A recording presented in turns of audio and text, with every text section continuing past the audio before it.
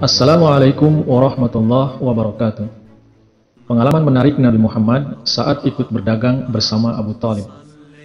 Setelah Abdul Muthalib wafat, maka Nabi Muhammad yang saat itu berusia sekitar 8 tahun diasuh oleh paman beliau, yaitu Abu Thalib dan istrinya Fatimah binti Asad. Abu Thalib mencintai kemenakannya itu sama seperti ia mencintai anak-anaknya sendiri. Bahkan terkadang ia sangat memperhatikan Nabi Muhammad. Nabi Muhammad tinggal dalam keluarga Abu Thalib yang keadaan ekonominya pas-pasan, sementara itu ia beranak banyak. Abu Thalib memiliki 4 orang anak laki-laki dan 2 orang anak perempuan, yaitu Thalib, Ja'far, Ali, Aqil, Fatihah, dan Juman. Nabi Muhammad makan apa saja yang disuguhkan oleh bibi dan pamannya. Beliau menerima keadaan pamannya dan tidak pernah mengeluh akan kekurangannya. Nabi Muhammad tumbuh menjadi anak yang cerdas, berbudi luhur dan berbakti. Beliau rajin bekerja, membantu pekerjaan-pekerjaan di rumah paman dan bibinya itu. Meskipun bukan seorang saudagar kaya, Abu Thalib adalah seorang pemimpin Bani Hashim. Ia dihormati dan disegani. Seperti para pembesar Mekah lainnya, ia juga melakukan perdagangan ke Syam. Di saat Nabi Muhammad mencapai usia belasan tahun, beberapa kali beliau ikut bersama Abu Thalib untuk berdagang keluar Arabia hingga ke Syam. Pertama kali Nabi Muhammad pergi jauh hingga ke Syam saat beliau berusia 12 tahun. Saat itu beliau menawarkan diri untuk menemani Abu Thalib berdagang di Syam. Abu Thalib sempat menolaknya, mengingat perjalanan yang sangat jauh dan berat sementara usia beliau baru 12 tahun. Namun akhirnya Abu Thalib menyetujuinya.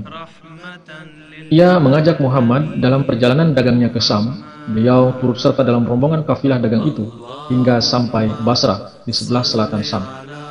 Dalam perjalanan dagang itu, Muhammad yang masih anak-anak itu mendapat kesempatan untuk melihat dunia luar yang belum pernah beliau lihat sebelumnya. Alam yang luas dan pemandangan yang indah.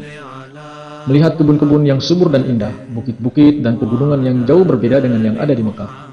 Beliau menyaksikan keramaian-keramaian, bertemu dengan bermacam-macam orang dengan bahasa yang berbeda-beda.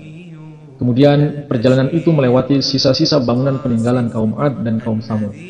Dengarnya segala cerita orang-orang Arab dan penduduk pedalaman tentang bangunan-bangunan itu, tentang sejarahnya di masa lampau.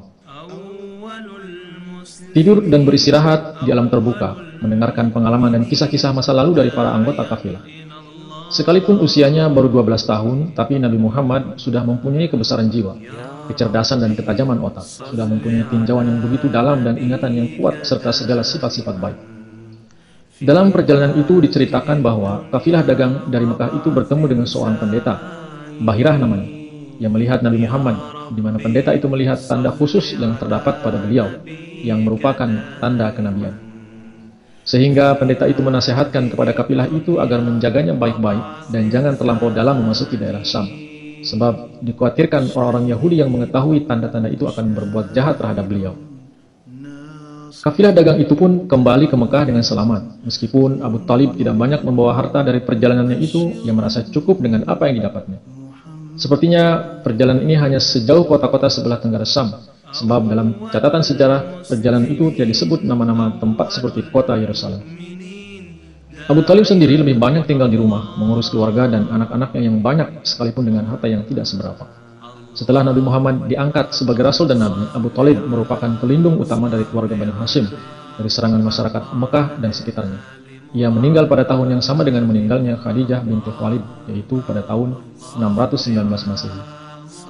Mulai saat itu sampai tumbuh dewasa, Nabi Muhammad tetap tinggal di Mekah. Dari masa kanak-kanak hingga dewasanya, beliau biasa bertafakur dan berkhalawat. Terima kasih telah menyimak video ini hingga tuntas. Jangan lupa untuk terus dukung kami dengan like, share, komen, juga subscribe bagi yang belum. Wassalamualaikum warahmatullahi wabarakatuh.